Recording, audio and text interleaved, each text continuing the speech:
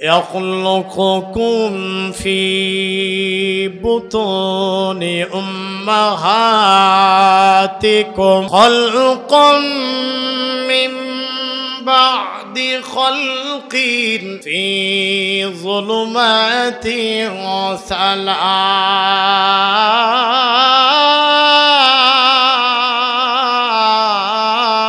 আল্লাহ রাব্বুল আলামিন বলেন ইয়াখলুকুকুম ফি বুতুনি উম্মাহাতিকুম বান্দারে আমি আল্লাহ তোমাদের বানাইছি তোমাদের মায়ের গর্ভের ভিতরে ফি যুলুমাতিন সালাস তিনটা অন্ধকারের ভিতরে আমি আল্লাহ তোমাদের বানাইছি তাও আমি আল্লাহ কোনো নকশা দেখি নাই কোনো নমুনা না দেখে আমি আল্লাহ বড় সুন্দর করে তোমাদের বানাইছি লোকটা হোক কালো হোক সম্পন্ন কিন্তু তার চেহারার ভিতরে একটা মায়া মায়া ভাব আল্লাহ দিয়েছেন কথা কোন ঠিক কিনা এগুলাম এত সুন্দর করে আমি আল্লাহ তোরে বানাইলাম আর তুই বুঝি আমি মালিক কি আজকে ভুলে গেছো একবারও কি আমি মালিকের কথা তোর মনে পড়ে না রে গোলাম ও আমার বান্দা বান্দি একবারও কি আমি মাওলার কথা তোর দিলে স্মরণ পড়ে না তোরে শুধু বানাইছি এমন না তুমি দুনিয়ায় যে আগমন করেছো দুনিয়ায় আগমনের পরে বান্দা তুই কি খাবে সেটাও আমি আল্লাহ নির্ধারণ করে দিয়েছি তোমার মায়ের বুক থেকে এমন একটা খাদ্যের ব্যবস্থা করেছি যেই খাবারটা হলো আমি আল্লাহর কুদরতে খাবার আপনারা লক্ষ্য করলে দেখবেন গরু জবাই করলে গাভীন গরু বাচ্চাদের যে গরুটা জবাই করলে পরে তার উলানটাকে যদি কাটা হয় উলানের ভিতরে এক ফুটা দুধ আপনারা পাইবেন নি কথা বলেন কিছু দুধ পাওয়া যায় বলে কোনো দুধ পাওয়া যাবে না কেউ তো লক্ষ্য করে দেখেন এই গাভীর উলান থেকে যে এত দুধ আসে এই দুধের ব্যবস্থা কে করেন আল্লাহ বলেন এটা মিমবাইনি ফারসিন গোবর এবং সোনা এর মধ্যখান থেকে আমি আল্লাহ তোমাদের জন্য সাদা স্বচ্ছ পরিষ্কার দুধের ব্যবস্থাপনা করে দিই না এর মধ্যে গোবরের গন্ধ আছে না কোনো প্রস্রাবের গন্ধ আছে ঠিক তদ্রুপভাবে এগুলা তোমার মায়ের স্তন থেকে আমি আল্লাহ এমন কুদরতি ভাবে কুদরতি খাবারের ব্যবস্থা করে দিই বান্দারে তুই তো জানোস না মায়ের স্তনে দেখতে দেখা যায় দুইটা ছিদ্র না না মায়ের স্তনের এক একটার মধ্যে এক একটাতে 32টা করে ছিদ্র আছে মানে 62টা ছিদ্রর মাধ্যমে 62 আইটেমের দুধ আমার আপনার অসহায়ের বেলায় ছোটবেলায় আল্লাহ আমাদের জন্য তৈরি করে দিয়েছিলেন আসসালামু আলাইকুম ওয়া রাহমাতুল্লাহি ওয়া বারাকাতুহু ইন্নাল হামদালিল্লাহি জামিআ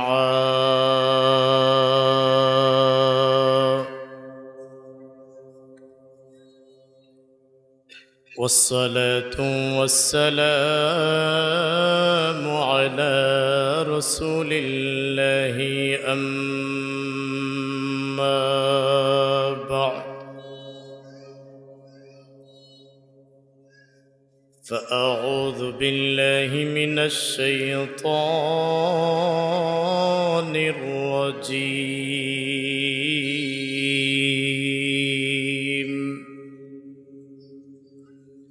আমার সাথে আপনারা সকলেই পড়ুন বিসমিল্লাহির রহমানির রহিম ওয়াল আদিয়াতি দবহা فالموريات قدحا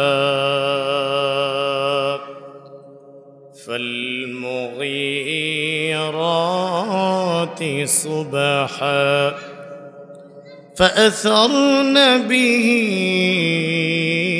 نقعا فوسطن به جمعا إن الإنسان لربه لكنود وإنه على ذلك لشهيد وإنه لحب الخير لشديد أفلا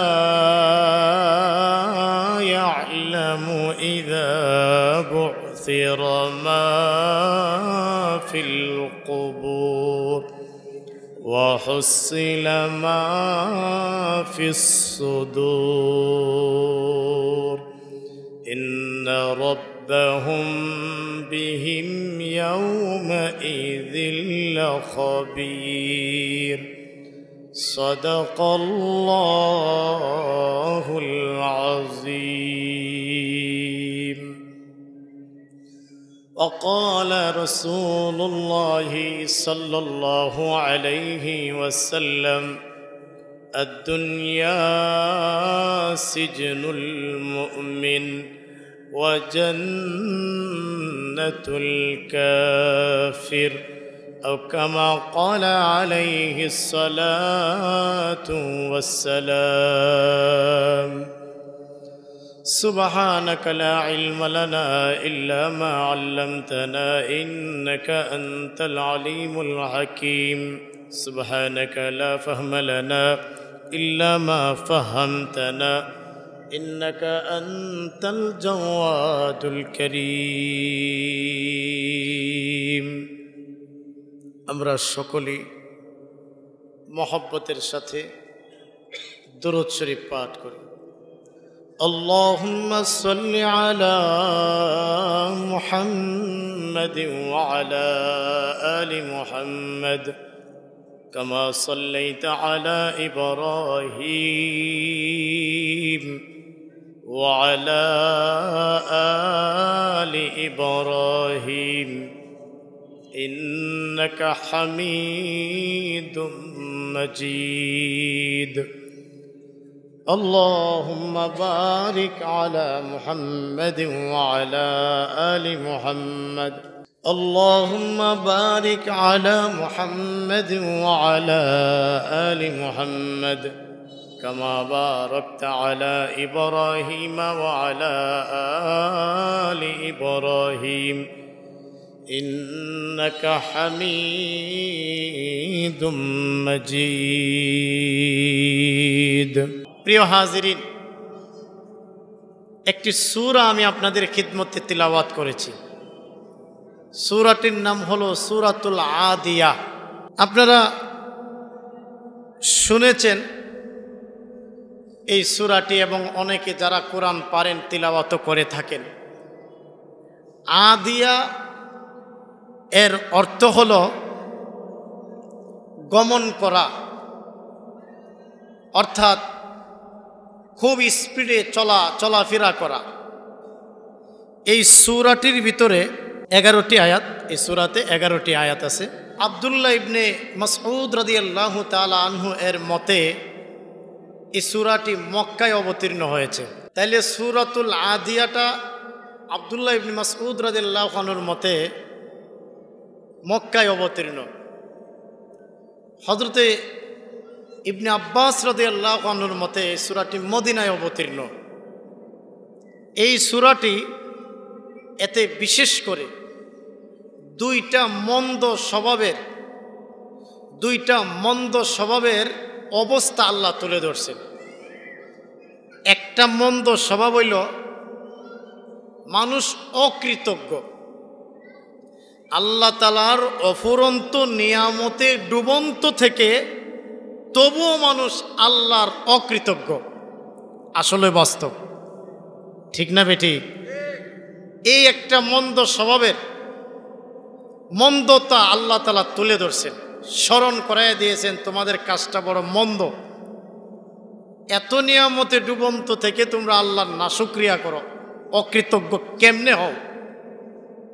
আরেকটা বিষয় এই সূরায় বর্ণনা করা হয়েছে মন্দ স্বভাব, সেটা হলো যে মানুষ স্বল্প সময়ের জিন্দেগিতে অল্প ভোগ করবে যে এটা জানা সত্ত্বেও সম্পদের প্রতি তুমুল আগ্রহ, অধিক বিশ্বাস, প্রচুর পরিমাণের সম্পদের প্রতি ঝুঁকে যাওয়া, সম্পদের মোহে আল্লাহকে আখিরাতকে ভুলে গেছে মানুষ। এই মন্দ স্বভাবটা আল্লাহ তাআলা এই সূরার মধ্যে তুলে ধরছে। আমার কথাটা কি আপনাদের বোঝাইতে পারছি? সূরাটার তাফসীর শুনতে বসছি আমরা, দুইটা মন্দ স্বভাবের বর্ণনা দিয়েছেন এই সূরায়। একটা হলো অফুরন্ত নিয়ামতে ডুবে মানুষ অকৃতজ্ঞ, এই মন্দ স্বভাব মানুষের, এটা একেবারে বাজে স্বভাব এটা। আরেকটা হলো স্বল্প জিন্দিগির স্বল্প ভোগ করবে জেনে শুনেও সম্পদের প্রতি মানুষ অধীর আগ্রহ, শক্ত বিশ্বাস নিয়ে দুনিয়ার পিছনে মত্ত। এটা কি ভালো স্বভাব না মন্দ স্বভাব? আচ্ছা, এরপরে আসেন আমরা সূরাটার ভিতরে ঢুকি। আল্লাহ কি বলতেছেন দুই একটা কথা এখানে বুঝতে হবে, নাইলে আপনারা অর্থ তর্জমা গিয়া বুঝবেন না। সেটা হইল আল্লাহ পাক একটা উদাহরণ দিয়েছেন এই সূরাটার মধ্যে অকৃতজ্ঞ বান্দা বান্দীদের জন্য। চমৎকার একটা উদাহরণ আল্লাহ দিয়েছেন। কি দিয়া উদাহরণ? ঘোড়া। এখন তো আর ঘোড়ার জমানা নাই, এখন তো আর তরবারির জমানা না, এখন হইল আপনার অত্যাধুনিক অস্ত্র শস্ত্র, ড্রোন বিমান, আপনার পারমাণবিক থেকে শুরু করে অত্যাধুনিক অস্ত্রের যুগ। আগে যে তরবারির যুগ ছিল, ঘোড়া দ্বারা যুদ্ধের যুগ ছিল, এগুলো কি এখন আছে? কি কোন আছে? আল্লাহ পাক একটা উদাহরণ দিয়েছেন, যুদ্ধের কাজে যে ঘোড়া ব্যবহার হয়, এই ঘোড়া দিয়ে একটা উদাহরণ দিয়েছেন আমাদের। সেটা কি আপনারা এই শুনেছেন বা কিতাবে পড়েছেন? একটা ঘোড়াকে যখন যুদ্ধের ময়দানের জন্য তৈরি করে নেওয়া হয়, আপনারা বলেন তো এই ঘোড়াটাকে মালিকের অবাধ্য হয় না মালিকের কথা শুনে প্রচণ্ড যুদ্ধে তার নিজেকে বিলীন করে দেয়? প্রচণ্ড যুদ্ধে মালিকের কথাই বিলীন করে দেয় না? কথা বলেন ঠিক না বেটি? অথচ এই ঘোড়াটাকে কি দেওয়া হয়? এই যে সদরঘাটে আপনারা গেলে, পুরান ঢাকায় গেলে দেখেন শত শত ঘোড়ার গাড়ি, এই কয়টা অল্প কয়টা খাবার দেয় আর সারাটা দিন ঘোড়াটারে দৌড়ায়। একটা ঘোড়াও থইমকা দাঁড়ায়া কেমন যেন বলে না এই কথা, আর পারতাম না, আর সম্ভব না, বলে নাকি? বা একবারে ঘাড় মুচড়াইয়া উষ্টা লাথি দিয়া ঘোড়ার রশি সিরা তারপরে চলে যায়, এমন হয় নাকি? মৌলিকভাবে একটা ঘোড়ারে যে 2-3টা রশি দিয়া বান্ধা হয়, ঘোড়া চাইলে কি রশি ছিঁড়তে পারে না? আপনারা কি বলেন, পারবে কি না? আমরা যে কুরবানি করি গরু, একটা গরু যদি দাঁড়ায় কয় আমারে জবাই করবা তোমরা, আমিও দেখবো কেমনে তোমরা আমারে জবাই করো, গরু যদি রাগ করে এই কথা কয়, একটা কথার কথা আর কি, যদি ফিরা ঘুরা দাঁড়ায় বলে আসো তোমরা, কে আসবা? আচ্ছা বলেন তো, আর 10-12 জন 15 জন 20 জন একটা গরুর সামনে দাঁড়াবো আমরা? একটা গরুর চাইতে ঘোড়ার শরীরের শক্তি কম, আরো বেশি, তার তেজ আরো বেশি, তার স্পিড আরো কম না বেশি? বেশি। যাই হোক, ওই ঘোড়া দিয়া যুদ্ধের কাজে যে ঘোড়া ব্যবহৃত হয়, ওই ঘোড়ার কসম খেয়ে আল্লাহ মানুষদেরকে কি বোঝাতে চাচ্ছেন, এই কথাটাই আমরা আজকে এই সূরার মধ্যে শুনবো ইনশাআল্লাহ। কষ্ট হইতেছি না আপনাদের? আল্লাহ কি বলে শুনেন। বিসমিল্লাহির রহমানির রহিম।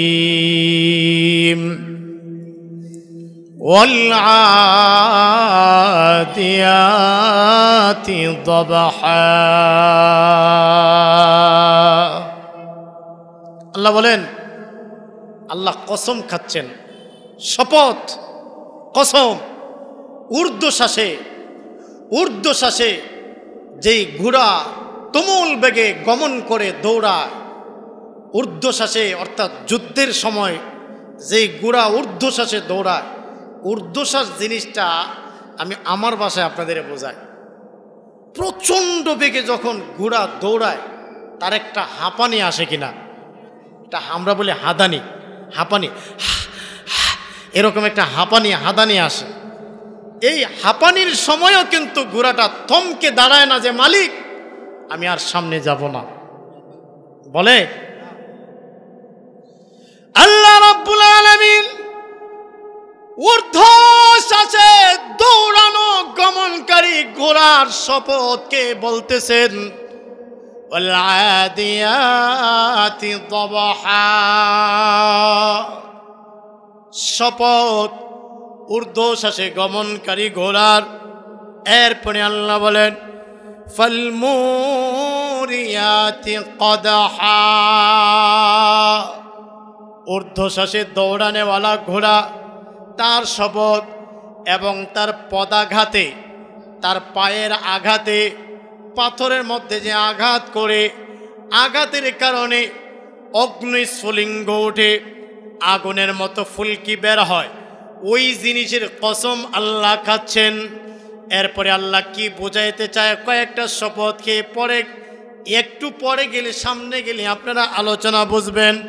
আল্লাহ বলেন ফাল মুরিয়াতি কদহা।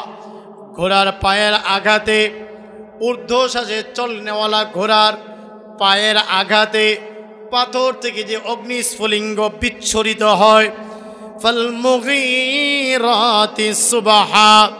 আল্লাহ বলেন সকাল সকাল, অতি প্রত্যুষে, ভোরবেলায়, সকালবেলায় ঘোড়াটা একেবারে তুমুলভাবে অভিযান পরিচালনা করে, অভিযানে নেমে যায়।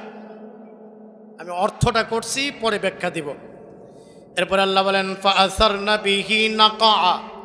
শত্রুদের বীরের ভিতরে যে ঘোড়াটা ঢুকে পড়ে, শত্রুদের বীরের ভিতরে ঘোড়াটা ঢুকে পড়ে, এই ঘোড়ার শপথ খেয়ে আল্লাহ বলতেছেন। এরপর আল্লাহ বলেন ফাওয়াসাতনা বিহি জামা।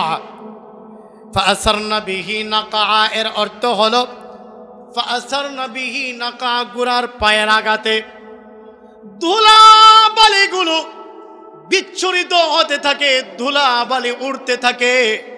আর ফাওয়াসাতনা বিহি জামা, একেবারে শত্রুদের ভিড়ের ভিতরে ঘোড়াগুলো ঢুকে যায়। ওই ঘোড়ার শপথকে আল্লাহ রাব্বুল আলামিন বলেন ইন্নাল ইনসানা লিরাব্বিহি লাকানুদ। নিশ্চয় মানুষ বড় অকৃতজ্ঞ। আল্লাহর বেলায়, রবের বেলায় মানুষ বড় অকৃতজ্ঞ। খেয়াল করেন, এবার আল্লাহ বলতেছেন ঊর্ধ্বশ্বাসে দৌড়া, শ্বাস প্রশ্বাস নিচ্ছে, বের হচ্ছে, ঢুকাচ্ছে, হাহ হাহ, এইভাবে তার দম যেন বের হয়ে যাচ্ছে, ঊর্ধ্বশ্বাসে দৌড়াইতেই আছে। সে তার একটু সময়ের জন্য থামে না। প্রচণ্ড যুদ্ধের সময়ে সকালবেলায়, ভোরবেলায় কেন বললেন? ভোরবেলায় মানুষ ঘুমন্ত থাকে। যুদ্ধে জয়ী হওয়ার জন্য ওই সময়ে আক্রমণ পরিচালনা করা, এটা একটা প্লাস পয়েন্ট, ঠিক না বেঠিক? মানুষ অনেকে ঘুমের ঘরে থাকে। তো এমন ছিল, সাহাবায়ে কেরামদের ঘোড়া এমন ছিল যে সকালে ভোরবেলায় একেবারে ঊর্ধ্বশ্বাসে তুমুল বেগে ঘোড়াগুলো দৌড়াতো। আর এই ঘোড়াগুলা ফাআসারনা বিহি নাকা, এত স্পিডে দৌড়াতো, দৌড়ানোর কারণে তাদের পায়ের আঘাতে একেবারে আপনার ধুলা বালি উঠতে উঠতে অন্ধকারাচ্ছন্ন হয়ে যাইত, ধুলার ধুলা চতুর্দিকে। এমনকি ফাওয়াসাতনা বিহি জামা, ঘোড়াগুলো তুমুল বেগে স্পিডে ধুলা উড়াতে উড়াতে শত্রুদের বীরের ভিতরে ঢুকে পড়ত। এতগুলো জিনিসের কসম খেয়ে, ওই তেজস্বী ঘোড়ার কসম খেয়ে আল্লাহ বুঝাইতে চায়, বলতে চায় এর পরের আয়াত আল্লাহ বলেন ইন্নাল ইনসানা লিরাব্বিহি লাকানুদ, মানুষ আল্লাহর বেলায় রবের বেলায় বড় অকৃতজ্ঞ। আমরা বড় অকৃতজ্ঞ। একটা ঘোড়া সামান্য খাবার খেয়ে মালিকের না শুকরিয়া করে না, মালিকের কথা অমান্য করে না। কেমন যেন ঘোড়াটা জানে এই তুমুল যুদ্ধের ভিতরে আমি যদি ঢুকে যাই আমার জীবন থাকতেও পারে শেষ হয়ে যেতে পারে, আমার জীবন বিপন্ন হয়ে যেতে পারে। ঘোড়াটা যেন কেমন যেন দেখতেছে তার সামনে, কারণ তরবারি যখন ওঠায় তো শত্রুপক্ষরা তরবারি উঠালে সমস্ত তরবারি মানুষের উপরে পড়ে না, কোন তরবারি ঘোড়ার শরীরের উপরে পড়ে। এমনকি দেখা যায় ঘোড়ার শরীরটা দ্বিখণ্ডিত হয়ে যায়। ঘোড়াটা চোখের সামনে চোখ দিয়া দেখতেছেন, কিন্তু তবু এটা পিছপা হয় না, থমকে দাঁড়ায় না। এটা যেন বলতে চায় ওগো মালিক, আপনি আমাকে হুকুম করেছেন, আদেশ করেছেন, আমার জীবন যতক্ষণ পর্যন্ত আছে মালিক গো আমি আপনার কথার অবাধ্য হব না। মালিকের কথা শুনে অমানুষ, তোমরা মানুষ হইয়া আল্লাহর সৃষ্টির সেরা জীব হইয়া একটা ঘোড়ার মতো জিন্দিগি গঠন করতে পারল না। একটা ঘোড়া তার নিজেকে মালিকের হুকুমের সামনে সঁপে দেয়, জীবন দিয়া দেয়, রক্তে রঞ্জিত হয়ে যায়, তার শরীর টুকরা টুকরা হয়ে যায়, তবুও সে মালিকের অবাধ্য হয় না। আপনারা যারা আগে হাল ছুঁইছেন, হাল ছুঁইলে 1 ঘন্টা 2 ঘন্টা 3 ঘন্টা 5 ঘন্টা সকাল থেকে বিকাল হাল ছুঁইছেন, একটা গরু কখনো এইভাবে আপনার পেছন দিকে তাকায়া রশি টসি ছিঁড়া লাঙ্গল জোয়াল ফালায়া আপনার উপরে আক্রমণ করে নাই, যে এতক্ষণ আমারে কেন হাল ছুইলা, খানা দিলা অল্প আর এতক্ষণ আমারে দেয়া হাল ছুইলা, আমি পারতাম না, সম্ভব না। রশি ছিঁড়া আপনার উপর আক্রমণ করে না, বরং এটা আল্লাহর কুদরতি ইশারা। আপনারা অনেক সময় দেখবেন গরুর চোখ দিয়া পানি পড়ে, দেখছেন কিনা আপনারা? চোখ দিয়া পানি পড়ে। এরপরে আপনার ওই যে কিছু মানুষ আছে লাঠির মাথার মধ্যে একটা চুক্কা লোহা লাগাই লয়, এটা দিয়ে গরুর পাছাটা দে, এই ফরাত ফরাত তেতে তে দে, তো এটা যায়। আপনি মনে করতেছেন এটা দিয়ে গুতা দেওয়ানে, লেজের মধ্যে মূর্ছা দেওয়ানে, পাছার মধ্যে থাবা দেওয়াতে গরু যাইতেছে, আপনি লাঙ্গলের কুটি সোজা রাখাতে সোজা যাইতেছে, আপনি ভাবতেছেন এটা না না, এটা যে চলতেছে আপনি লাঙ্গল যে সোজা যাচ্ছে এটা রবের কুদরতি এক ইশারা। সুবহানাল্লাহ। থাক বাড়ি দিয়া কয়ে গোলাম, একটা গরু তার মালিকের অবাধ্য হয় না, একটা গরু তার মালিকের অবাধ্য হয় না। লাঙ্গল জোয়াল ফেলে রশি টসি ছিঁড়া তোমার উপরে আক্রমণ করে না। এইভাবে একটা ঘোড়া প্রচণ্ড যুদ্ধের সময় সকাল বেলায় ভোরে প্রত্যুষে তুমুল যুদ্ধের ভিড়ের ভিতরে ঢুকে পড়ে শত্রুদের মোকাবেলায়, কিন্তু এই ঘোড়াটা দেখা যায় এটা কোনো সময় পিছপা হয় না, থমকে দাঁড়ায় না। কেমন যেন বলতে চায় মালিক, যতক্ষণ আমার এই জীবন আছে, এই দেহে জীবন থাকা পর্যন্ত আমি দৌড়াইয়া যাব, আপনি আমার উপর থেকে তরবারি চালাতে থাকবেন। প্রয়োজন বুঝে আমার শরীরে তরবারি আসবে, আমি একটু সময়ের জন্য পিছপা হব না। আল্লাহ রাব্বুল আলামিন বলেন, গোলাম ওই ঘোড়ার মতো তো তোমার জীবনটা বানাতে পারলে না, যেই ঘোড়াটা মালিকের হুকুম মানে সামান্য খাবার খাইয়া তুমি তো তার মতো হতে পারলা না রে গোলাম। এমন যেন আল্লাহ বুঝাইতে চায়। ওই ঘোড়ার কসম কি আল্লাহ বলেন, ইন্নাল ইনসানা লিরাব্বিহি লাকানুদ।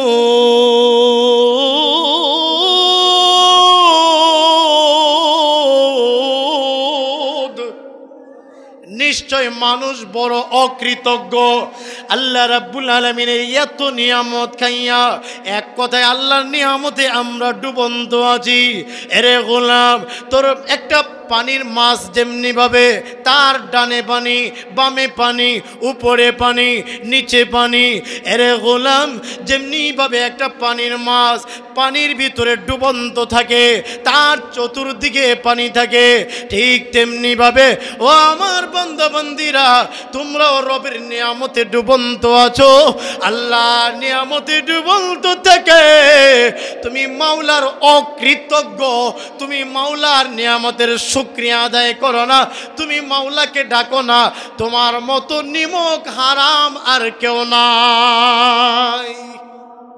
সুবহানাল্লাহ বললেন, নাউজুবিল্লাহ বলেন। আমরা নিমক হারাম বান্দা, আল্লাহ নিমক হারাম। আপনার খাইয়া, আপনার পয়রা, আপনি তারা বেতন দেন, তার কাপড় চোপড় সব দেন, অসুস্থ হইলে চিকিৎসার ব্যবস্থাপনা করেন, হ্যাঁ আম্মা আব্বারের সহ আপনি খেয়াল রাখেন, হ্যাঁ বউ বাচ্চারের সহ আপনি খেয়াল রাখেন, কখন কি লাগবে তা আপনি খেয়াল করেন, সামান্য ব্যথা পাইলে আপনি তার ওষুধ আইনা দেন, তার সব কিছু দেখভাল আপনি করেন। এরপরে যদি সে আপনার কথা না মানে, আপনার বাধ্য হয়ে না চলে, আপনি তারা কি বলবেন? আপনার বাধ্যগত বলবেন না অবাধ্য? কথা বলেন না, বাধ্য না অবাধ্য? নিমক হারাম বলবেন, কথা ঠিক না বেঠিক? বলবেন রে আমগো করে নুন পানি খায়া আমগো বেতন নিয়ে টাকা পয়সা নিয়ে বেটা তুই আজকে এরকম, আর আজকে তুই আমাদের কথা বলস না রে, কপাল পোড়া, তুই কামরা কিন্তু ঠিক না, ঠিক না বেঠিক? কথা বলবেন। তো আমরাও তো এত পরিমাণের আল্লাহর নিয়ামত, অক্সিজেন নিচ্ছি, আমরা যে আল্লাহ নিমক হারাম বান্দা হয়ে গেছি।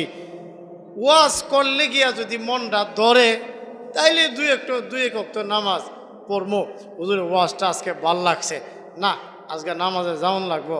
ওই ওয়াজ করলে এরপরে যদি আপনার দিলে ধরে, কেন? আপনার বিবেক কি বলে? আপনি যে রবের এত নিয়ামতে ডুবন্ত, একটু কি মাওলার কথা আপনার স্মরণ হয় না? আল্লাহ তুমি আমাদের বুঝবার তৌফিক দেন, দূরে বলেন আমিন। দেখেন আমরা আল্লাহর কি পরিমাণের নিয়ামতের মধ্যে ডুবন্ত আছি। সুবহানাল্লাহ, সুবহানাল্লাহ। আল্লাহ আমাদের বানাইছেন মায়ের গর্ভে তিনটা অন্ধকারে। কয়টা অন্ধকারে? এক হলো পেটের ভিতরের অন্ধকার, জরায়ু বা রেহেমের ভিতরের অন্ধকার, আবার পাতলা পর্দা আছে ওইটার অন্ধকার। তিন অন্ধকারে আল্লাহ বানাইছেন, তাও কত সুন্দর করে বানাইছেন। আল্লাহ কোরআনের মধ্যে বলেছেন, ইয়াখলুকুকুম ফি বুতুনি উম্মাহাতিকুম খালকাম মিন বা'দি খালকিন ফি যুলুমাতিন সালাস।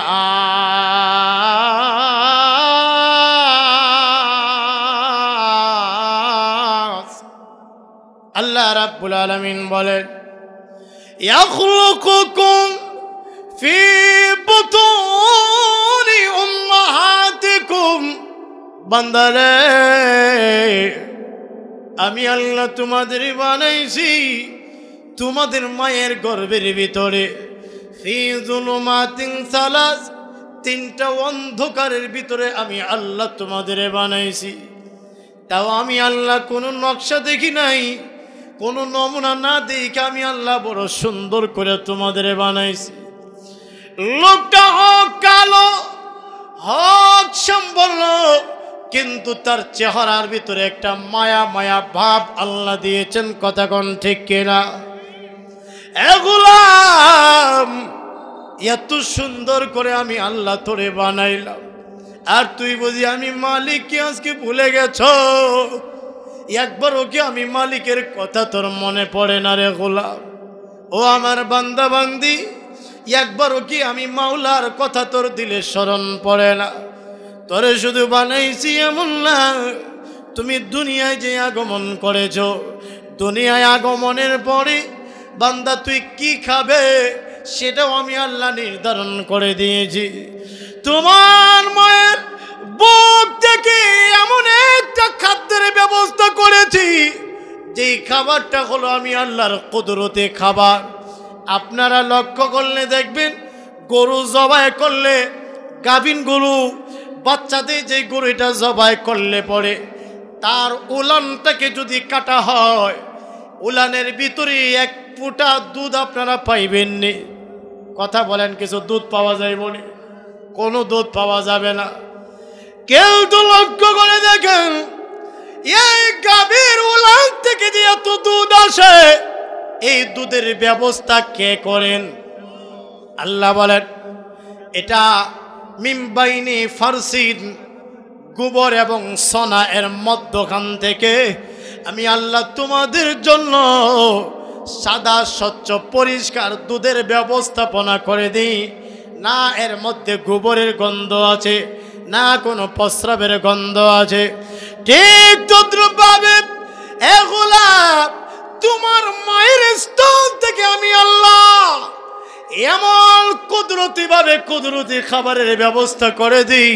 বান্দারে তুই তো জানোস না, মায়ের স্তনে দেখতে দেখা যায় দুইটা ছিদ্র। না না, মায়ের স্তনের এক একটার মধ্যে এক একটাতে 32টা করে ছিদ্র আছে, মানে 62টা ছিদ্রর মাধ্যমে 62টি আইটেমের দুধ আমার আপনার অসহায়ের বেলায়, ছোটবেলায় আল্লাহ আমাদের জন্য তৈরি করে দিয়েছিলেন। 62টি আইটেমের দুধ আমরা পান করেছিলাম আমাদের ছোটবেলায়।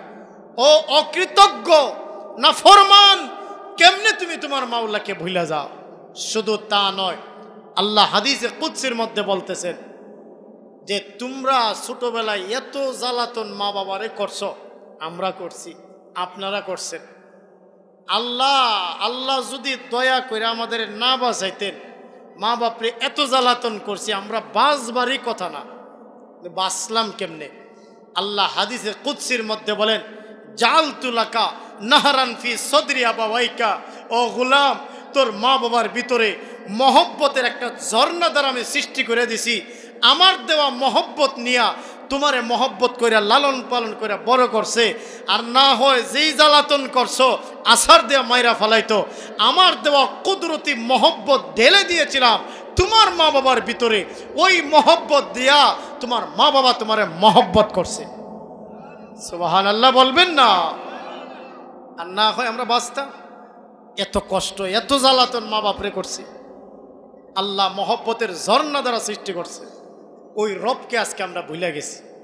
শুধু তা নয়, আল্লাহ আরো বলছেন হাদিসে কুদসিতে লা লাকা সিন্নুন তাকতা ওয়ালা লাকা রিজলুন তামশি।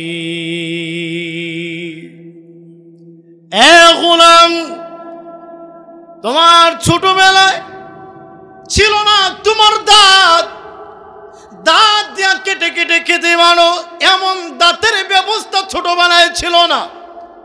পা ছিল কিন্তু তুমি হাঁটতে পারো না। ও গোলাম, ওই সময় আমি আল্লাহ রাব্বুল আলামিন তোমাদের জন্য আজারতু লাকা ইরকাইনি রাকিকাইনি ইয়ামবিউ আন্না লাকা লাবানান খালিসা দাফিয়ান ফিশ শিতাই ওয়া বারিদান ফিস সাইফি। তোমার মায়ের স্তন থেকে ওই সময় সাদা স্বচ্ছ পরিষ্কার দুধের ব্যবস্থাপনা করেছিলাম। শুধু তা নয়, শীতের সময় উষ্ণ গরম দুধ আর গরমের দিনে হালকা ঠান্ডা দুধের ব্যবস্থা তোমাদের জন্য করেছিলাম। আমার দরদিরা, আল্লাহ রাব্বুল আলামিন আরো বলেন তুমি আস্তে আস্তে করে বড় হলে, এ বান্দা এই যে জমিনটা আমি আল্লাহ তোমার জন্য বিছানা স্বরূপ বানাইলাম, আরামদায়ক বানাইয়া দিলাম। ও গোলাম, একবার তুমি মাওলার কথা স্মরণ করো, কেমনে তুমি আল্লাহ না শুকর বান্দা হয়ে যাও। আল্লাহ বলেন হুয়াল্লাযী জাআলা লাকুমুল আরদা যালুলা ফামশু ফি মানাকিবিহা।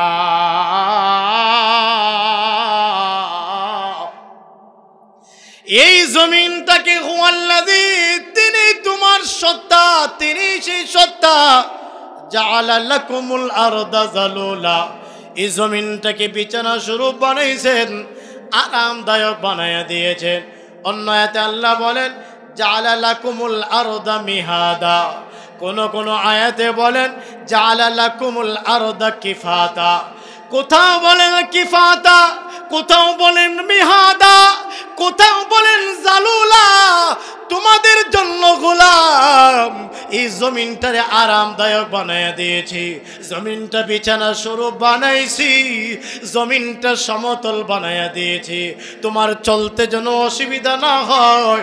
শুধু তা নয় রে বান্দা, এই জমিনটা ভূমিকম্পের সময় যেন নড়াচড়া করতে না পারে, অধিক সমস্যা যেন তোমাদের জন্য না হয়। তাই আমি আল্লাহ রাব্বুল আলামিন পাহাড় দিয়া জমিনটাকে পেরেকের মতো গেড়ে দিয়েছি, যেন নড়াচড়া করতে না পারে। আল্লাহু আকবার, জোরে বলেন আল্লাহ। আল্লাহ অন্য আয়াতের মধ্যে বলেছেন যে তোমাদের জন্য এই জমিনটাকে আল্লাহ পাক পাহাড় দিয়া পেরেকের মতো গেড়ে দিয়েছেন, যাতে নড়াচড়া করতে না পারে। উঁচা উঁচা পাহাড় দিলেন এই জন্য আল্লাহ তাআলা। শুধু তা নয়, আপনি আল্লাহর কোন নিয়ামতের দিকে তাকাইবেন। ফাবিআই আলা'i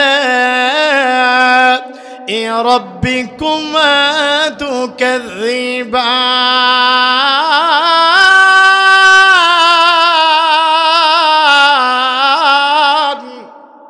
তুমি তোমার রবের কোন কোন নিয়ামতকে তুমি অস্বীকার করবা। তাই আল্লাহ এই যে জমিন দিলেন, এটা আল্লাহর দেওয়া নিয়ামত, ঠিক না বেঠিক? শুকরিয়া, আল্লাহ না শুকুর না হওয়া, অকৃতজ্ঞ না হওয়া।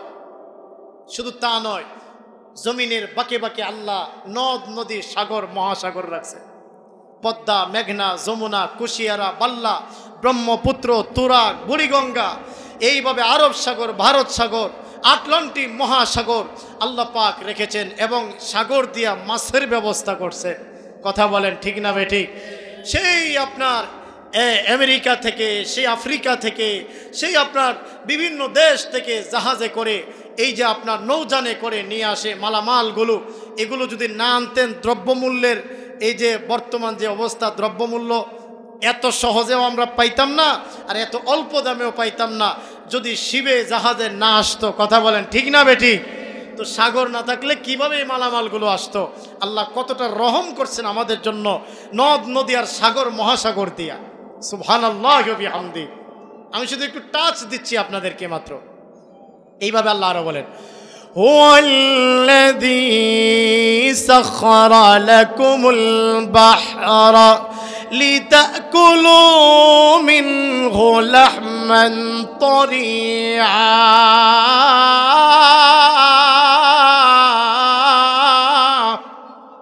তিনি যে সত্তা, যে আল্লাহ রাব্বুল আলামিন সাখখারা লাকুমুল বাহরা, তোমাদের জন্য নদ নদীকে অনুগত বানাইয়া দিয়েছেন। যিনি নদ নদীকে তোমাদের জন্য অনুগত বানাইয়া দিয়েছেন। নদীতে ঢেউ হয়, নদীতে জাহাজ যায়, কিন্তু নদীর পানিটা তাকে গ্রাস করে নেয় না। কেন নেয় না? আল্লাহ ওই নদীর পানিকে, সাগরের পানিকে আল্লাহ হুকুম করে দিয়েছেন, এরে পানি, আমি আল্লাহর হুকুম, তোর বুক ছিঁড়ে ছিঁড়ে এই জাহাজগুলো চলাচল করবে, আমার বান্দাদের জন্য মালামাল বহন করবে, তুই কিন্তু একে তোর ভিতরে নিয়ে নিবি না। তাই এত বিশাল বিশাল ঢেউ আসা সত্ত্বেও জাহাজগুলো পানির নিচে চলে যায় না। আর দুই একটা বিচ্ছিন্ন ঘটনা ঘটে আল্লাহ বুঝানোর জন্য। কথাগণ ঠিক কিনা? আল্লাহ রাব্বুল আলামিনের কুদরত শুধু তা নয়, এই নদ নদী দিয়া আল্লাহ রাব্বুল আলামিন আমাদের জন্য কতটা রহমত করেছেন। আল্লাহ এই আয়াতে বলেন, লিতাকুলু মিনহু লাহমান তারিয়া, তরু তাজা মাছ যেন তোমরা খাইতে পারো। বোয়াল মাছ খাও, চিংড়ি মাছ খাও, পদ্মার ইলিশ খাও, নানান রকমের মাছ তোমরা খাও। সাগরের পাড় থেকে কিনে আনো, একবারে ভৈরবের বাইজিতপুর থেকে একেবারে আপনার পদ্মার পাড় থেকে সোনারগাঁ থেকে বিভিন্ন দিক থেকে তরতাজা মাছ খাও। গোলাম রে, আমি আল্লাহ যদি তোমাদের জন্য নদ নদীর ব্যবস্থাপনা না করতাম তবে কোথা থেকে তরতাজা মাছ তোমরা খাইতা? আর আমরা তো মাছে ভাতে বাঙালি, ঠিক না বেঠি? মাছ কোথা থেকে খাইতাম? আল্লাহ ব্যবস্থাপনা করছেন। আল্লাহ তাআলা এই কথাটাই যেন বোঝাতে চায়, ইন্নাল ইনসানা লিরাব্বিহি লাকানুদ।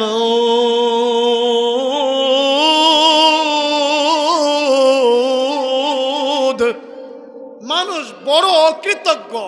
আল্লাহর রবের বেলায়, আল্লাহর বেলায় মানুষ বড় অকৃতজ্ঞ, নিমক হারা।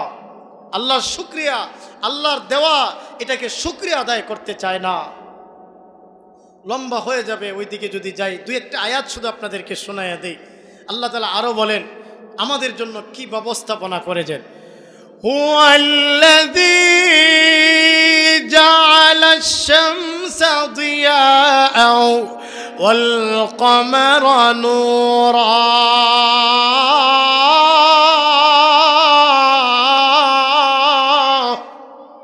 তিনি সেই সত্তা যে আল্লাহ জাআলা শামসা দিয়াআ, সূর্যকে আলোকিত বানালেন, ওয়াল কমারা নূরা, চন্দ্রকে দীপ্তময় বানালেন। তোমরা ওই রবের শুকরিয়া আদায় করো, ওই রবের গোলামি তোমরা করো। আমরা এই যে চাঁদের মধ্যে একটা ছায়া দেখতে পাই, আছে না নাই? চাঁদের মধ্যে একটা ছায়া দেখা যায়। বৈজ্ঞানিকরা এক একজনে এক এক রকমের মন্তব্য। কেউ বলছে এটা পৃথিবীর ছায়া চাঁদের উপরে পড়ে, আরও নানান রকমের কথা বলছে। কিন্তু না, এই যে দাগ, এটা কিসের জানেন? এটা যা দেখা যায়, মুফাসসিরিনে কেরাম তাফসীরের কিতাবের মধ্যে উল্লেখ করেছেন, এই যে সূর্যের মধ্যে যেমন তাপমাত্রা আছে, এমন তাপমাত্রা চন্দ্রের মধ্যেও ছিল। আল্লাহ কোরআনের মধ্যে বলেছেন, সূরা নাবার মধ্যে বলেছেন যে তোমাদের জন্য ওয়াজআলনাল লাইলা লিবাসা ওয়াজআলনান নাহারা মাআশা। এ বাংলা মাগরিব, ওয়াজআলনাল লাইলা লিবাসা, রাত্রিটারে আমি আল্লাহ এই জন্য তোমাদের জন্য বানালাম যেন তোমরা আরাম করতে পারো, গোপন কাজগুলো যেন তোমরা রাতে করতে পারো। ওয়াজআলনান নাহারা মাআশা, দিন এজন্য দিলাম যাতে তোমরা জীবন জীবিকা নির্বাহ করতে পারো, রোজি রোজগার করতে পারো। এই জন্য আমি আল্লাহ তোমাদের দিন দিলাম। এ গোলাম, সূর্যের মধ্যে যেমন তাপমাত্রা আছে, চন্দ্রের ভিতরেও এমন তাপমাত্রা ছিল। চন্দ্রের তাপমাত্রাও সূর্যের মতো ছিল। আল্লাহ রাব্বুল আলামিন জিবরিলকে জানায়া দিলেন, জিবরাইল, ওই যে চন্দ্র, এই চন্দ্রের মধ্যে তুমি তোমার নূরের পাখা দিয়া বাড়ি দাও, তোমার নূরের পাখা দিয়া বাড়ি দিয়া চন্দ্রের তাপমাত্রা তুমি কমায়া দাও। জিবরিল আমিন তার পাখা দিয়া, নূরের পাখা দিয়া বাড়ি দিলে চন্দ্রের মধ্যে যে তাপমাত্রা ছিল এটা আল্লাহর কুদরতে কমে গেছে। সূর্যের নেই যেমন তাপমাত্রা, ওই তাপমাত্রাটা কমে গিয়েছে। এইভাবে তিনবার বাড়ি দিলেন জিবরিল আমিন তার নূরের পাখা দিয়া চন্দ্রের মধ্যে। আর আল্লাহ রাব্বুল আলামিন বলেন, জিবরাইল, এই যে চন্দ্রের তাপমাত্রা কমায় দেওয়া হলো, একটা দাগ রেখে দাও, চিহ্ন রেখে দাও, যাতে আমার বান্দা বান্দিরা এটা যেন বুঝতে পারে আমার নিদর্শন, আমার কুদরত। আমি আল্লাহ যে দয়া করেছি, না হয় সূর্যের মতো চন্দ্রের মধ্যেও যদি এমন তাপমাত্রা থাকতো তবে আমার বান্দা বান্দিরা রাতের বেলায় ঘুমাতে পারতো না, আরাম করতে পারতো না। আমি আল্লাহ যে তাদের জন্য এতটা দয়া মায়া করলাম, চন্দ্রের তাপমাত্রা কমায়া দিলাম, আরামের ব্যবস্থা করলাম। এই জন্য চন্দ্রের মধ্যে একটা দাগ রেখে দাও। ওই দাগ আল্লাহ তাআলা চন্দ্রের ভিতরে রেখে দিয়েছেন। সুবহানাল্লাহ। আল্লাহ এগুলো যেন স্মরণ করায় দেয়। ইন্নাল ইনসানা লিরাব্বিহি লাকানুদ। তাহলে যে কথা বলতেছিলাম, মানুষ বড় অকৃতজ্ঞ। বড় নিমক হারা। এত কিছু আল্লাহ দিয়েছেন, তবুও মানুষ শুকরিয়া আদায় করে না। ঘুম যদি না হয় সুস্থ থাকবেন? সুস্থ থাকবেন? পাগলের মতো হয়ে যাবেন। এই ভালো, তাইলে বোঝা গেল ঘুম এটা আল্লাহর দেওয়া ছোটখাটো নিয়ামত। কথা বলেন না? আমরা সভাপতি সাহেব গত 1-1.5 বছর আগে, না আরো 2 বছর হয়েছে, 1.5 বছর আগে ঘুম আসতেছে না। এরপরে আমার হুজুর একটু ফটো দেন, একটা দামি ওষুধ আনছে জাপান থেকে, আরেকজন আনছে ওইখান থেকে, উনি আবার সংগ্রহ করছে। কয়েকদিন ঘুম আসে না, তখন বুঝছে ঘুম কত বড় নিয়ামত। যাদের ঘুম আসে না তারা বোঝে ঘুম যে কেমন নিয়ামত। কথা কন না? পাগলের মতো হয়ে যাইব না? এই আল্লাহর দেওয়া নিয়ামতের ঘুমটারে আমাদের কিছু সাথী ভাইরা, মানে আমাদের মতোই কিছু মানুষ, আমাদের কিছু আপনজন আল্লাহর দেওয়া মহান নিয়ামতটারে ইচ্ছা কইরা নিজের হাতে নানান রকমের জিনিস খায়া এরপরে ঘুমটারে তারা নষ্ট করে। সজাগ থাকে, চোখটি লাল, এমন একটা লাল করছে, এটা দেখলে যেমন মানুষ বোঝে যে পুরাপুরি স্বাভাবিক মানুষ না, দেখলেই বোঝা যায়। এই যে ঘুমায় না, দেখলেই বোঝা যায়। কথা কন না? কথা কন আপনারা, কথা কন। বাইরে মনটা কলজাটা ফাইটা যায়, আর অনেক কিছু বলতেও মন চায়। কেন আল্লাহর দেওয়া নিয়ামতটাকে নষ্ট করো? আল্লাহ কোরআনে বলেন, ওয়ালা তুলকু বিআইদিকুম ইলা তাহলুকা, নিজের হাতে নিজের ধ্বংসের দিকে ঠেলে দিও না। নিজের হাতে নিজের ধ্বংসের দিকে ঠেলে দেওয়া হারাম, নাজায়েজ। কথা কোন ঠিক না বেটি? এটা আল্লাহর ফতোয়া।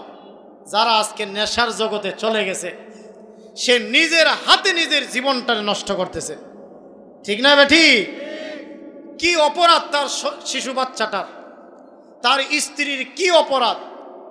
ঘরে একটা বাজার করে না ঠিকঠাক ভাবে, না তার নিজের খবর আছে, না তার বিবির খবর আছে, না তার বাচ্চা কাচ্চার খবর আছে, না তার আখেরাতের কোনো চিন্তা আছে। কেন আজকে সে এমন? হেরে কি কেউ দইরা বাইন্দা নিয়া কইছে যে তুই নেশা কর? কথা কর না? কেউ কি চাপ সৃষ্টি করছে? সে নিজে ইচ্ছা কইরা এটার মধ্যে ডুবছে। এটারে কয় মন চাহি জীবন, মনের পূজা, শয়তানের পূজা। ঠিক না বেটি? এটা সারা কোনো ব্যাপার হই না। মনের হিম্মত।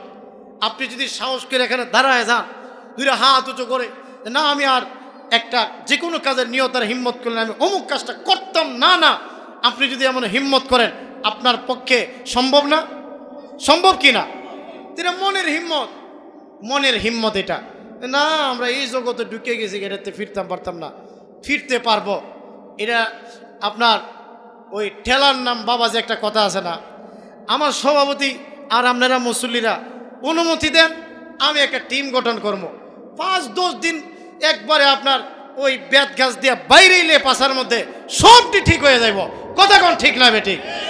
ছোট বড় একটাও এমন থাকতো না যে নেশা করে, একটাও এমন থাকতো না, দেখবেন নেশা ছাইড়া দিব। তো এই ধরনের একটা আইনকরণ দরকার সমাজটার মধ্যে, তাইলে যদি নেশা বন্ধ হয়। আল্লাহ আমাদের বুঝবার তৌফিক দান করেন, বলেন আমিন। শেষ কথা এই ব্যাপারে আমি আপনাদের পায়ে ধরে বলি, পাওগুলো আগায়া দেন। ও দোস্ত, ও ভাই, ও বাপজান, যারা বুঝা না বুঝা শয়তানের দুখায় পইরা, পেরেশানিত পইরা, যে কোনোভাবে হোক আপনি নেশার জগতে চলে গেছেন, ছোট বড় নেশা, আল্লাহর হস্তে আপনাদের পায়ে ধরে বলি, নেশার জগৎ থেকে ফিরে আসেন।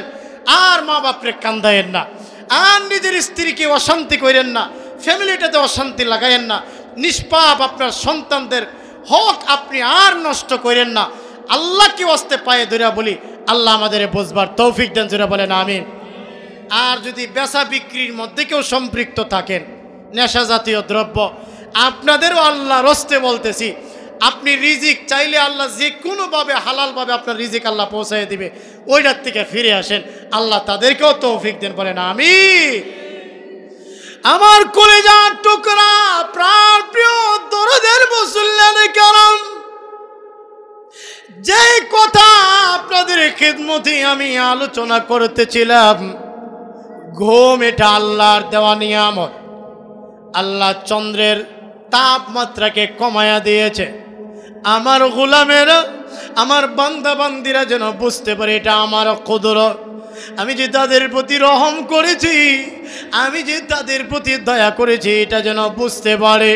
তাই আমি যে কথা বলতেছিলাম, আল্লাহ বলেন নিয়ামতের কথাগুলো স্মরণ করায়া দিয়া, ইন্নাল ইনসানা লিরাব্বিহি লাকানুদ।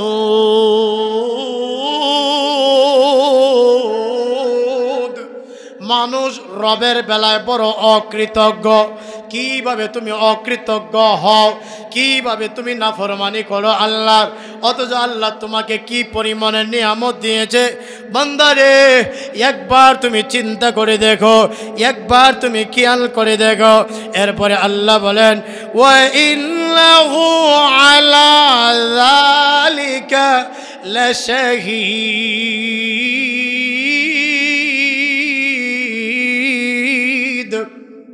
নিশ্চয় এই ব্যাপারে সুনিশ্চিতভাবে সে জ্ঞাত, সে জানে, সে এই ব্যাপারে সুনিশ্চিতভাবে জানে।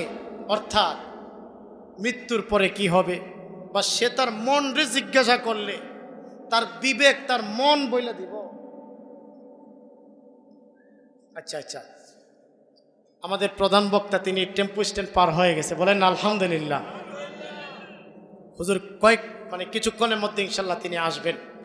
তো যে কথা বলছিলাম যে তার মন, আমার আপনার বিবেক মনেই বলে দিবে আমরা কি পরিমাণের আল্লাহর নাফরমানি করি, কতটুকুন আল্লাহর ইবাদত করি আর কতটুকুন নাফরমানি করি।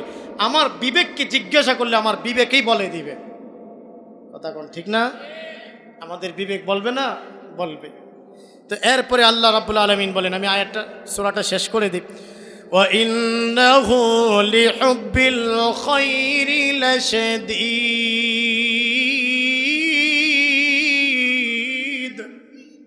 নিশ্চয় মানুষ, وَإِنَّهُ لِحُبِّ الْخَيْرِ لَشَدِيدٌ, নিশ্চয় মানুষ সম্পদের পিছনে একেবারে প্রবলভাবে আসক্ত। এটা কার কথা? আল্লাহ বলেন মানুষ সম্পদের জন্য, টাকা, দুনিয়ার মাল, দুনিয়ার সম্পদের ব্যাপারে প্রবলভাবে আসক্ত। কেন আল্লাহ এই কথা বলছেন? যে মানুষ আল্লাহকে ভুলে যায় যে কারণে, এর মধ্যে এটাও একটা কারণ, সম্পদের প্রতি অধিক পরিমাণের ঝুঁকে যাওয়া, তবে আসক্তি হওয়া সম্পদের পিছনে, এটা আল্লাহকে ভুলাইয়া দেয়। বেশিরভাগ যারা বড় বড় গুনাহের কাজ সংগঠিত করে দেখবেন টাকাওয়ালা। বড় ধরনের গুনাহ করতে গেলে, দামি নেশা করতে গেলে টাকা ছাড়া সম্ভব? বেশিরভাগ মানুষকে টাকায় মানুষকে নষ্ট করে দেয়। তাই আল্লাহ বলেন মানুষ নিশ্চয় সম্পদের পিছনে বড় আসক্ত। এটা যে একটা মন্দ স্বভাব, এটা আল্লাহ তাআলা এই সূরার মধ্যে বর্ণনা করেছেন। শুনেন, আপনার আমাদের জীবন জীবিকা নির্বাহ করার জন্য, নিজের জীবন চালানোর জন্য, পরিবার সন্তান চালানোর জন্য কিছু সয় সম্পদের দরকার আছে না নাই? আছে না? আছে। সম্পদ অর্জন করা এটা এক জিনিস, নিজের জীবন জীবিকা পরিচালনার জন্য কিছু সম্পদ অর্জন করা এটা এক বিষয়, আর সম্পদের প্রতি প্রবলভাবে আসক্ত হওয়া এটা আরেক বিষয়। যেমন আপনার যদি সমস্যা হয় শরীরে, আপনার ওষুধ খাইতে হবে, আপনি ওষুধ খাইয়ে থাকেন, ওষুধ খান রোগ ভালো হওয়ার জন্য, এটা একটা। আরেকটা হইল ওষুধের প্রতি মহব্বত রাখা, ইচ্ছা কইরা কারণে অকারণে ওষুধ খাওয়া। এই দুইটা কি এক না ভিন্ন? ভিন্ন। নৌকা আপনার পানি দিয়া চলে, এই নৌকা যতক্ষণ পর্যন্ত নৌকার নিচে পানি থাকবে ততক্ষণ নৌকার মাঝি, নৌকার যাত্রী সবাই ভালো থাকবে।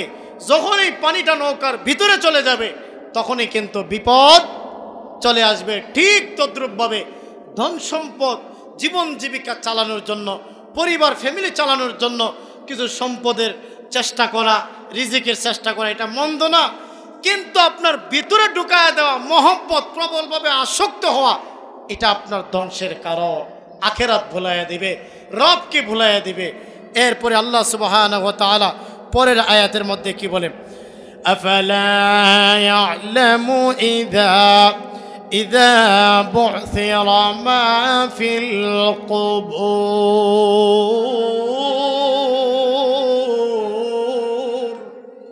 আফালা ইয়ালামু, সে কি জানে না, ইযা বু'থিরা মা ফিল কুবুর, কবরের ভিতরে যা আছে, কবর থেকে যখন উত্থিত করা হবে, বের করা হবে, আফালা ইয়ালামু, সে কি জানে না তখন তার কি হবে।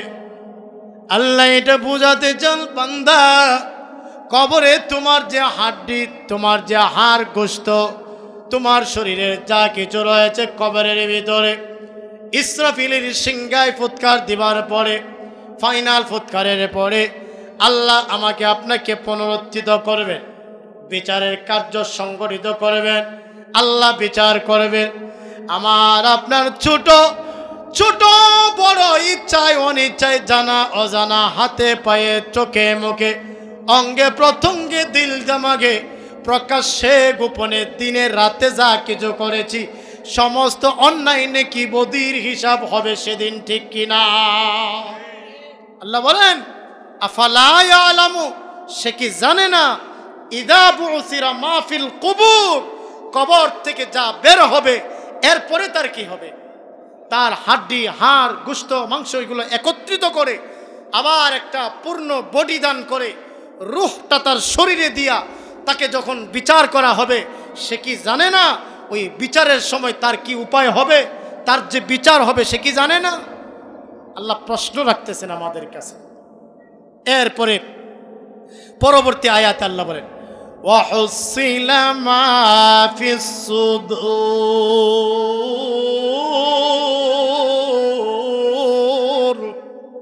ওয়াহুসিলা মা ফিস সুদূর, তাদের অন্তর সমূহে, দিলের ভিতরে, অন্তরে কি জল্পনা কল্পনা, গুনাহের কথা না নেক কথা, গুনার কাজের সংকল্প না নেক কাজের সংকল্প, সব কিছু যা করেছিল দুনিয়ায় থাকতে, ওই দিন তার অন্তরের খবর পর্যন্ত আল্লাহ প্রকাশ করে দিবেন। ওয়াহুসিলা, আল্লাহ প্রকাশ করে দিবেন, মাহফিস সুদূর, তার সিনার ভিতরে যা সে লালন করত। কথা কি বুঝাইতে পারছি না আপনাদেরকে?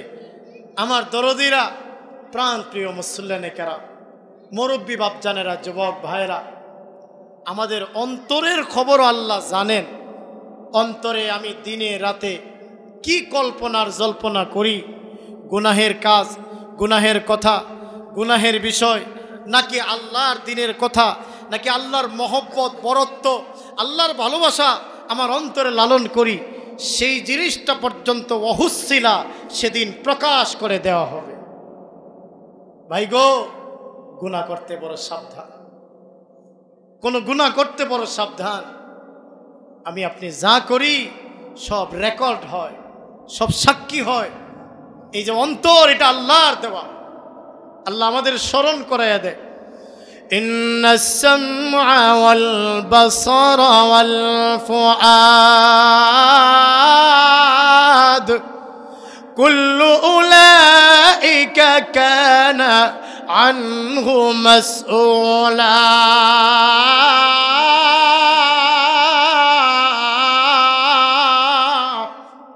আল্লাহ বলেন, বান্দা, ও আমার বান্দিরা, ইন্নাস সামআ, তোমাদের শ্রবণ শক্তি, ওয়াল বাসারা, তোমাদের দৃষ্টি শক্তি, ওয়াল ফুআদা, তোমাদের অন্তর শক্তি, এই সব আমার দেওয়া।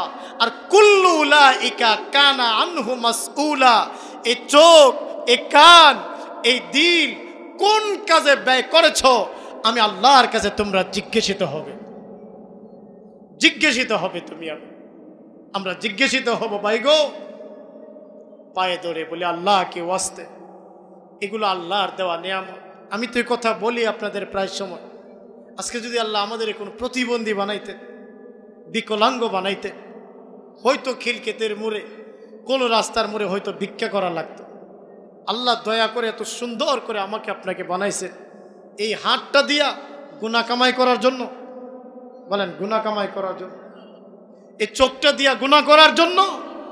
একটা চোখের কত মূল্য, তাম পৃথিবী বিক্রি করলেও একটা চোখের দাম হবে না। হবে?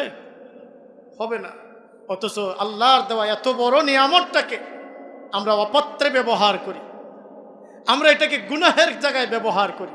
যেমন বেগানা নারীর চেহারা দেখা, টিভি সিনেমা নাটক সিনেমা দেখা, কোনো গুনাহের জিনিস দেখা, এটা চোখের জিনা। আল্লাহ আমাকে আমাদের সবাইকে হেফাজত করে, আমল করার তৌফিক দান করে। এই কান দিয়া গান বাদ্য শোনা, এই কান দিয়ে গুনাহের গল্প গুনাহের কথা এগুলো শ্রবণ করা, এটা কানের জিনা। এর থেকে আমরা বাঁচি।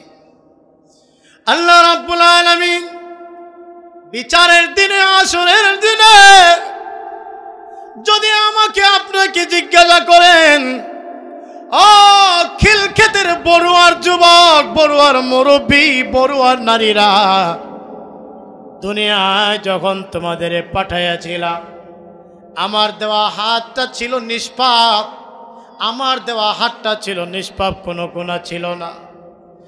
মায়ের গর্ভ থেকে দুনিয়ায় যখন আগমন করেছি এই হাতের কোনো গুনাহ ছিল না, চোখ ছিল নিষ্পাপ, চোখের কোনো গুনাহ ছিল না, আমাদের দিল দিমাগ ছিল নিষ্পাপ, কোনো গুনাহ ছিল না।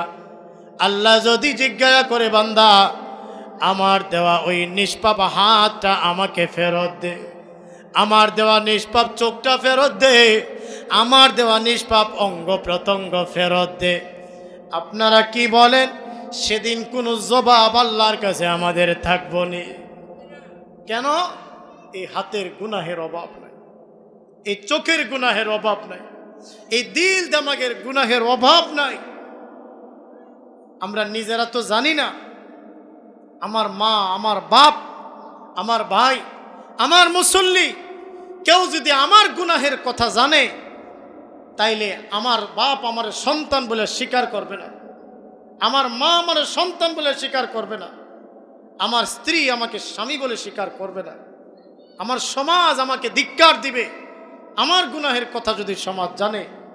অথচ সমাজ জানলে আমি লজ্জাবোধ করব, ফেসবুকে ভাইরাল হইলে আমার কোনো গুনাহের খবর আমি লজ্জিত হব, কিন্তু আখিরাতে অসংখ্য মানুষের সামনে আল্লাহ যদি আমার অপরাধী বলে ডাক দেয়, এটা আমার লজ্জা হবে না?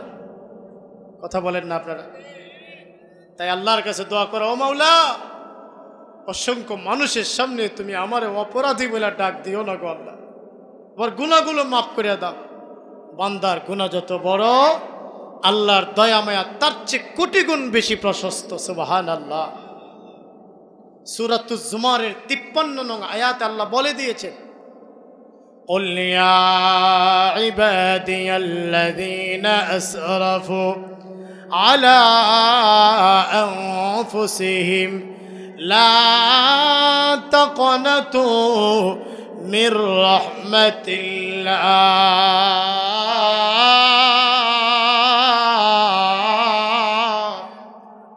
আল্লাহ রাব্বুল আলামিন বলেন, ইয়া ইবাদিয়াল্লাযীনা আসরাফু, ও আমার মায়ার বান্দা বান্দিরা, নফসের উপরে জুলুম করেছো, অন্যায় অবিচার করেছো, সীমাহীন জুলুম, সীমাহীন গুনাহ করেছো, তোমার এই চোখটা দিয়া, হাতটা দিয়া, দিল দিমাগ দিয়া, অঙ্গ প্রত্যঙ্গ দিয়া গুনাহ করেছো।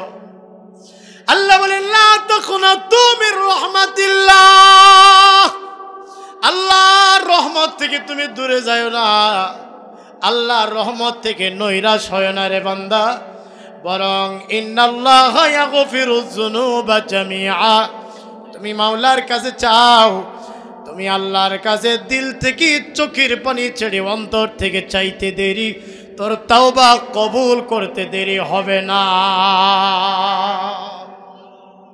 চাইতে হবে, চাওয়ার মতো চাইতে হবে। আজকে আমরা চাই না আল্লাহর কাছে। আমি তো আপনাদের প্রায় সময় বলি, যে কোনো পেরেশানি বলেন, গুনাহ থেকে মুক্তি বলেন, ঘুমানোর আগে 2 রাকাত নফল নামাজ পড়বেন, শেষ সিজদাটারে লম্বা করবেন, একটা সিজদায় কান্নাকাটি রোনাজারি করবেন, একটা সিজদায় কান্নাকাটি রোনাজারি করবেন। নামাজ 2 রাকাত পইরা আপনি ওই 2 রাকাতের শেষ সিজদাটার ভিতরে আল্লাহর কাছে কান্নাকাটি হবে। পারবো না ইনশাআল্লাহ? আমরা আজকে আল্লাহর কাছে চাই না। এটা যদি একটা বাচ্চাও যদি মনে করে না চায় বাবা মার কাছে, বাবা মা কিছু তারে দিতে চায়, কথাই আছে যেই বাচ্চা কান্দে দুধ পায়, না কানলে দুধ পায় না। যেই বাচ্চা কান্না করে সে বাপ মার কাছে আদর পায়, মজা পায়, না কান্না করলে দেয় না। তো এই জন্য আমরা আল্লাহর কাছে কাঁদতে হবে। আমরা তো আল্লাহর কাছে কান্দি না, কাঁদতে হবে আল্লাহর কাছে। ইল্লাল ইনসানা লিরাব্বিহি লাকানুদ।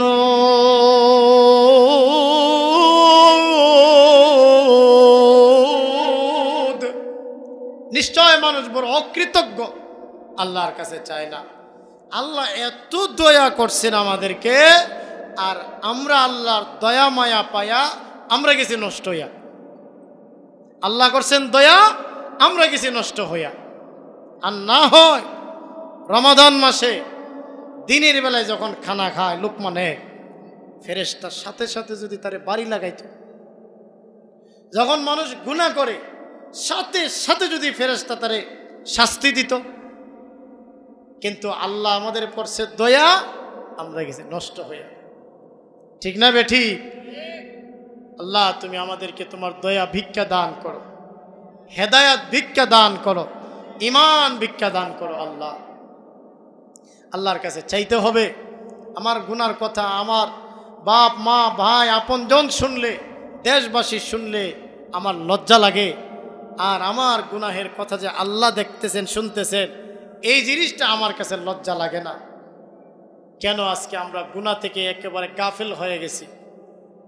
মন রাখবেন, গুনাহ মানুষকে আস্তে আস্তে তাকে এমন দিকে নিয়ে যায়, গোপন গুনাহ বিশেষ করে মানুষকে ধ্বংস করে দেয়। গোপনের ইবাদত মানুষকে ওলি বানায় দেয়, আর গোপনের গুনাহ মানুষকে কি করে? ধ্বংস করে দেয়। গোপনের গুনাহ থেকে বাঁচি, গোপনের গুনাহ থেকে বাঁচি। আমার প্রাণ প্রিয় মুসল্লিয়ানে কেরাম, গোপনে ওপেনে যদি গুনাহ হয়ে থাকে, বলে হুজুর গুনাহ তো হয়ে গেছে, তো কি করব? আপনি এখন তাওবা করেন। মন রাখবেন, তাওবা করলে আল্লাহ আপনার গুনাহ শুধু মাফ করবে না এমনটা না, শুধু গুনাহ মাফ করবে না, আল্লাহ আপনার সম্পদে বরকত দান করবেন। আল্লাহ আপনি যদি তাওবা করেন, তাওবার মতো তাওবা, আল্লাহ তাআলা আপনার হায়াতে বরকত দান করবেন। আপনার অকল্পনীয় জায়গা থেকে আল্লাহ আপনার রিজিক আপনার কাছে পৌঁছায় দিবেন। আল্লাহ আপনার চেহারাকে সুন্দর বানিয়ে দিবেন, আপনার জীবনটাকে শান্তিময় জীবন আল্লাহ উপহার দিবেন। তাওবাওয়ালা জিন্দেগি গঠন করা। নবীজি হাদিসের মধ্যে বলছেন, আত্তাইবু মিনাজ যামবি কামাল্লা যামবালা। আমার নবীজি বলেন, যেই ব্যক্তি অন্তর থেকে দিল থেকে তাওবা করে, এমন ভাবে আল্লাহ তাআলা তাকে ক্ষমা করে দেয় যে সে সবে মাত্র যেন মায়ের গর্ভ থেকে জন্মগ্রহণ করলো। কামাল্লা জাম্বালা, ওই ব্যক্তির একটা গুনাহও অবশিষ্ট থাকে না। তাওবা। রমাদান এক সুযোগ, আমাদের নেকি কামাইয়ের সুযোগ। লাইলাতুল বরাত আমাদের সামনে, আগামী 14ই ফেব্রুয়ারি আসতেছে লাইলাতুল বরাত, মুক্তির রাত, গুনাহ মাফ করার এক উত্তম সময়। এখন আমরা সময় নির্ধারণ করি, লাইলাতুল বরাতের জন্য সময় নির্ধারণ করি, রমাদানের জন্য আমরা বলি যে রমজান আসলে ইনশাল্লাহ হুজুর বদলাইয়া যামু, একবারে তাওবা করে ভালো হয়ে যামু, সবে বরাতে একবারে তাওবা করবো। এই ধরনের নির্ধারণ করা একেবারে বোকামি। কারণ আমার জীবনে সকাল আসবে কিনা, আগামী দিনের সকাল, এটাই তো আমার ঠিক নাই। ঠিক না বেঠি? এরকম নির্ধারণ করা যাবে না। আরেকটা কথা বলে দেই, সবে বরাতেও আল্লাহ কয়েক শ্রেণীর লোককে মাফ করে না। এর মধ্যে এক শ্রেণীর লোক যারা মা বাবার অবাধ্য। আগে ভাগে বইলা দিতেছি এই জন্য, যদি আপনার মা বাবা আপনার প্রতি কোনো কষ্ট থাকে, যেন মাপ নিয়ে আপনি সবে বরাতে মসজিদে আসতে পারেন, এই জন্য আগে ভাগে বইলা দিতেছি। শবে বরাতে কদরেও আল্লাহ মাফ করে না যাদেরকে, এরা হলো মা বাবার অবাধ্য সন্তান। কেমন সন্তান বলেন না? অবাধ্য সন্তান। মা এবং বাবা আপনার জান্নাত। এজন্য মা বাবা যাদের বেঁচে আছে এদের কদর করা, সামর্থ্য অনুযায়ী খেদমত করা। আর যাদের মা বাবা নাই তাদের জন্য মনটা বহিরা, দিলটা ভৈরা, তাদের জন্য মাগফিরাতের দোয়া করা। বলেন রব্বির রহমহুমা কামা রব্বায়ানি সগীরা। আমার বাপ আমার মা আমার ছোটবেলায় যেমনিভাবে আমাকে লালন পালন করছে, আল্লাহ তুমিও এমনিভাবে তাদের লালন পালন করো। জোরে কন্যা আমিন। যেই সকল সন্তানেরা মা বাবার অবাধ্য হয়ে যায় সবে বরাতে আল্লাহ ক্ষমা করেন না তাদেরকে। তাই আগে ভাগে বলছি, মা বাবার থেকে ক্ষমা নেবেন যদি কোনো কষ্ট পেয়ে থাকে। এরপরে আরেক শ্রেণীর লোক যাদেরকে আল্লাহ সবে বরাতেও ক্ষমা করে না, এরা হলো মদ্যপায়ী। মানে বয়স হয়ে গেছে তবুও সে মদ পান ছাড়ে না, কিংবা দীর্ঘদিন মদ পান ছাড়ে না, নেশা ছাড়ে না। মদ বলতে কি বোঝায়? নেশা জাতীয় যত দ্রব্য আছে, বাবা বলেন, ইয়াবা বলেন, বাংলা বলেন, ইংলিশ বলেন, আফিম বলেন, হাসিস বলেন, আর এইভাবে ভদকা বলেন, যেটাই বলেন না কেন আপনি, ফেন্সি বলেন, আর এরকম ঘুমের ট্যাবলেট বলেন, যেটাই বলেন সব কিছুকে একত্রে মদ বলা হয়। যেই জিনিস নেশা সৃষ্টি করে এটাকে একত্রেই মদ বলা হয়। সমস্ত রকমের নেশা জাতীয় দ্রব্যের ভিতরে যারা ডুবন্ত আছে, সে যদি নেশা না ছাইরা সবে বরাতে তওবা করে আল্লাহ তওবা কবুল করবে না। আমি মনে হয় কথাটা আপনাদের বোঝাইতে পারি নাই। কথা বুঝছেন আপনারা? সে যতক্ষণ নেশা থেকে চিরতরে তওবা না করবে, এই লোকটাকে সবে বরাতেও আল্লাহ মাফ দিবে না। নাউজুবিল্লাহ, একটু জোরে বলেন না নাউজুবিল্লাহ। আর বয়স হয়ে গেছে কিন্তু জিনা বেবিচার ছাড়ে না, জিনার গুনাহ ছাড়ে না। এই লোকটা স্থায়ীভাবে যতক্ষণ ওখান থেকে না ফিরে আসবে তার তওবা আল্লাহর কাছে কবুল হবে না। আল্লাহ আমাদের বুঝবার তৌফিক দান করেন। যেই কথাটা বলছিলাম, নেকি কামাইয়ের উত্তম সময়, উত্তম একটা সময় আমাদের সামনে, আমাদের দৌড় গোড়ায় রমাদান। তো আমি এজন্য আপনাদের কাছে আরজ রাখতে চাই, রমাদানের জন্য পূর্ণ প্রস্তুতি গ্রহণ করি, তাওবা ওয়ালা জিন্দেগি গঠন করি। রমাদান আসার আগে আমরা তাওবা করে নেই, গুনাহ থেকে মুক্ত হয়ে যায়।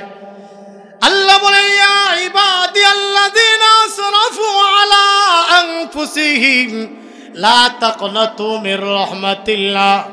যারা অজস্র গুনাহ করেছ, অসংখ্য গুনাহ করেছ, নফসের প্রতি জুলুম করেছ, নিরাশ হয় না রে গোলাম, আমি মাওলা তোর গুনাহগুলো ক্ষমা করে দিব। যেই কোনো গুনাহ তুমি করেছো বান্দা, তুমি দিল থেকে যাও আল্লাহর কাছে কান্নাকাটি করো, আমি মাওলা তোমার গুনাহ খাতাগুলো ক্ষমা করে দিব। আমি আল্লাহর কাছে তোমরা চাওয়ার মতো চাও, বলার মতো বলো, আমি আল্লাহ তোমাদেরকে ক্ষমা করে দিব, মাফ করে দিব। আমার দরদিরা, হাজার হাজার গুনাহগারদেরকে, বড় বড় জিনাকারীকেও আল্লাহ মাফ করে দিয়েছে। এমন অসংখ্য ঘটনা আছে, এমন ঘটনা আছে আল্লাহর একজন বান্দি একটা কুকুরকে পানি খাওয়ানোর কারণে আল্লাহ তাকে মাফ করে জান্নাতি বানায় দিয়েছে। সুবহানাল্লাহ। এক আল্লাহর বান্দা, বড় পিপাসা লাগছে, কূপ থেকে ইন্দ্রা থেকে পানি উঠাইয়া খাইব, পানি উঠাইয়া খায়। এরপরে তাকায়া দেখে একটা কুকুর জিহ্বাটা বের করে হাঁপাইতেছে। সে বুঝতে পারছে কুকুরটা বড় পিপাসার্থ। আল্লাহর বান্দা নিজের মোজা দিয়া ওই মোজাটা ভিজাইয়া পানি উঠাইছে ইন্দ্রা থেকে, চিপ দিয়া কুকুরটার মুখের মধ্যে পানি দিছে। আল্লাহর কাছে এটা এত পছন্দ হয়েছে, এই আমলটারে পুঁজি করে তার সারা জিন্দেগির গুনাহ আল্লাহ মাফ করে দিছে। আল্লাহ তারে জান্নাতি বানায় দিছে। বলেন না সুবহানাল্লাহ। আমার দরদিরা, আল্লাহ চাইলে মাফ করতে পারে। এইভাবে ইমামে আবু দাউদ শরীফ, এটা হাদিসের একটা বিখ্যাত গ্রন্থ। ইমামে আবু দাউদ ইন্তেকালের পরে সমসাময়িক একজন বুজুর্গ ইমাম আবু দাউদের সাথে সাক্ষাৎ। ইমাম আবু দাউদ তো কবরে, একজন বুজুর্গ ওনাকে স্বপ্নে যুগে দেখলেন, জিজ্ঞাসা করে, ও ইমামে আবু দাউদ, আল্লাহ আপনার সাথে কেমন আচরণ করেছে? তিনি বলেন, আমার জীবনের একটা আমল আল্লাহর কাছে বেশি পছন্দ হয়েছে। বলে, কি আমল? সেটা হইল, আমি একদিন নদীর পাড় দিয়া হাঁটতে হাঁটতে কোথাও যাচ্ছিলাম, হঠাৎ এক লোক নৌকাতে থাইকা সে হাসি দেয়, ওই যে হাসি দেয় না, হাসি দেয়। একজন লোক নৌকাতে হাসি দিয়েছিল, আর একজন বলল, হাসি দিয়া সে বলল আলহামদুলিল্লাহ, আল্লাহ শুক্রিয়া আদায় করছে। তো হাসি দিলে কি বলতে হয় বলেন না? আরে কমসে কম 3 কোটি রোগ বালাই এক একটা হাসির সাথে আপনার বের হয়ে যায়। সুবহানাল্লাহ বলবেন না?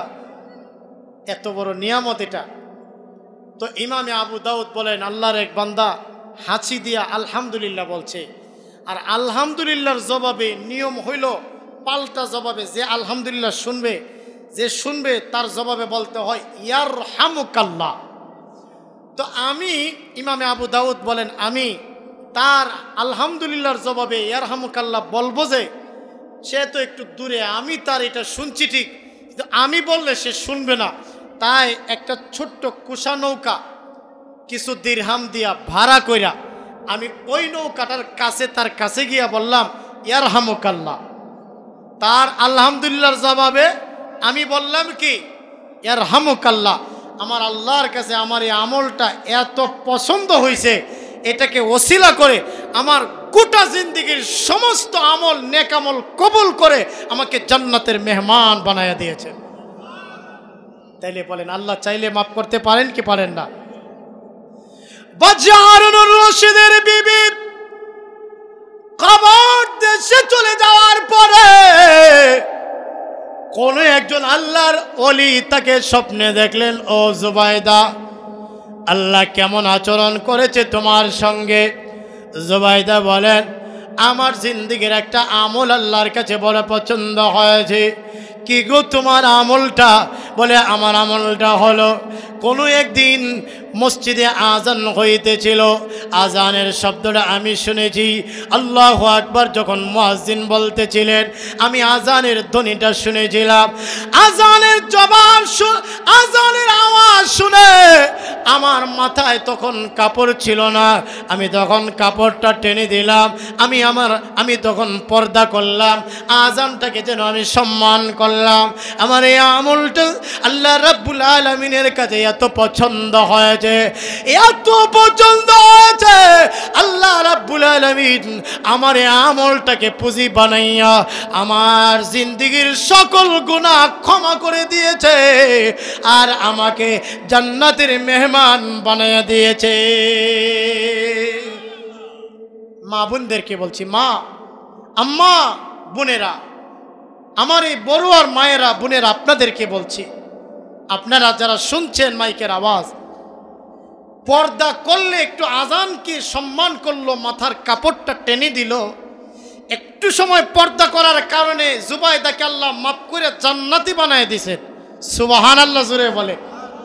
তাইলে আপনি যদি বিন পুরুষ থেকে আপনি যদি পর্দা করেন, আল্লাহকে এর জন্য আপনাকে সওয়াব পুরস্কার দান করবে না? আপনারা কি বলেন, করবে কি করবে না? ও বড়ুয়ার আম্মা, বড়ুয়ার বোনেরা, আল্লাহকে ওয়াস্তে আপনাদেরকে বলছি, পর্দা এটা ফরজ বিধান। কোনো ভিন্ন পুরুষ আপনাকে যেন না দেখে। আপনার কণ্ঠ, এটা আপনার কণ্ঠটাও এটাকে সেইবে রাখা, এটাও আল্লাহর অকাট্য বিধান, ফরজ বিধান। এটা এমন না যে হুজুররা ওয়াজ করছে এই বললে আপনারা নিজেদেরকে পুরুষদের থেকে সেইবে রাখবেন, তা না, এটা ফরজ বিধান। বোনেরা, মায়েরা, আল্লাহকে ওয়াস্তে আপনার চেহারা আপনার স্বামী দেখবে, আপনার যত সৌন্দর্য আপনার স্বামী দেখবে, আপনার সৌন্দর্য কোনো ভিন্ন পুরুষ যেন না দেখে।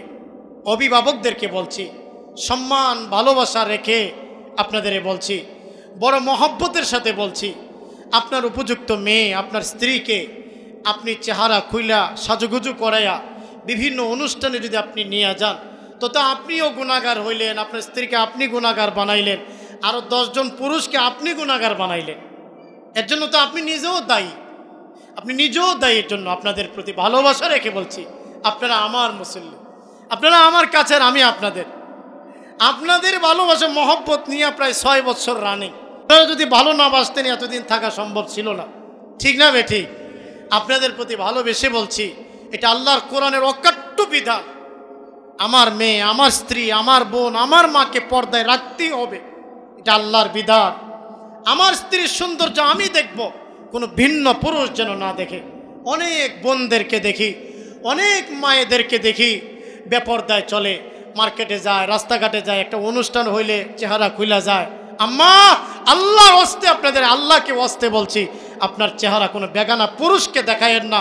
আমার রসুল বলছেন, একটা নারী যখন বেপর্দায় হেঁটে যায়, একটা কুকুর মরলেও এত দুর্গন্ধ ছড়ায় না, একটা নারী বেপর্দায় গেলে এত দুর্গন্ধ ছড়ায়। জোরে কোন নাউজুবিল্লাহ। মা, আম্মা, আপনারা পর্দা করে চলেন, আল্লাহ কবুল করেন, বলেন আমিন। আল্লাহ আপনাদের সবাইকে কবুল করেন, বলেন আমিন।